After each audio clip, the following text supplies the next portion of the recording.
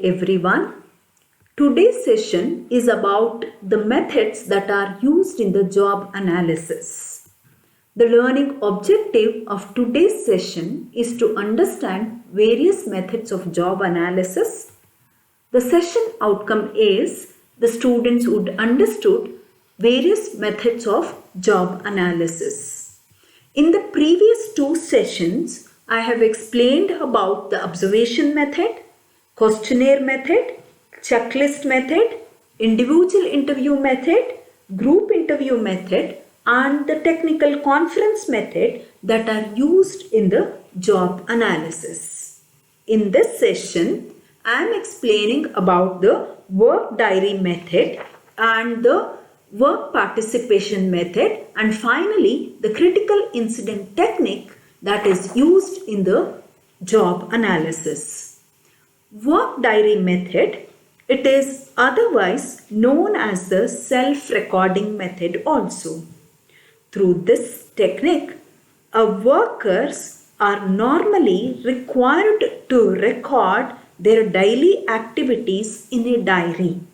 What are all the activities they are performing in a day, they need to record or write it down in a diary. So in this diary, the job activities are recorded over a period of time, maybe sometimes for several months or sometimes it can continue for years. So this gives a comprehensive and integrated picture of the job to be performed.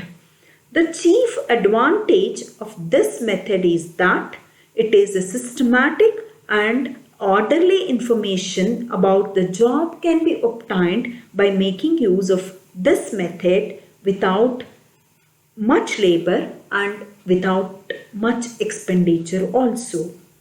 But it has a disadvantages also, like it takes lot of time for daily recording.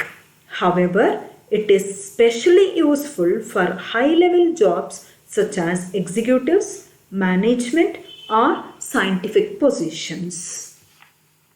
The next method is the work participation method. In this method, the job analyst, instead of depending upon the job incumbents, that is on the workers or experts for job analysis information, it depends upon his own estimates and judgment by engaging himself actively on the job. An analyst himself is going to perform the job and looks into what is necessary in that particular job.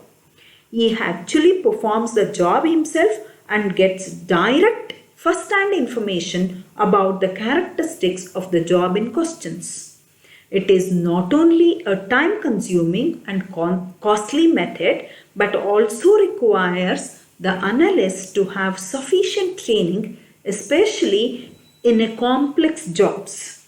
However, for simple jobs, it has proved to be very useful and beneficial procedure to analyze. Next one is about the critical incident method. Flanagan has developed the critical incident technique. It is based on the identification of those incidents or behaviors that are necessary to successful job performance.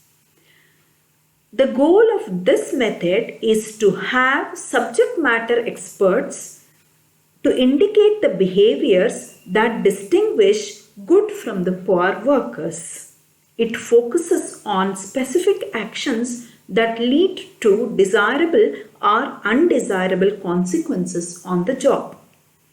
A single critical incident is of little value, but hundreds of them can effectively describe the unique behaviors required to perform the job well. This method, that is the critical incident technique, provides for the listing or checking the job behaviors that are considered to be critical to job performance. These job behaviors may be positive or negative depending upon their desirability or and desirability. The technique is extending its usefulness in other areas such as team building activities, conflict resolution, and studies on quality life. The extended use of critical incident method may also help to identify the behavior critical for successful and unsuccessful executives, taking into account the newer contingency approaches to the understanding of organizational behavior. To summarize this session, a job analyst on the basis of information collected through work diary, work participation method and critical incident method, a job specification is made to define the characteristics to be sought from the job applicants. Thank you.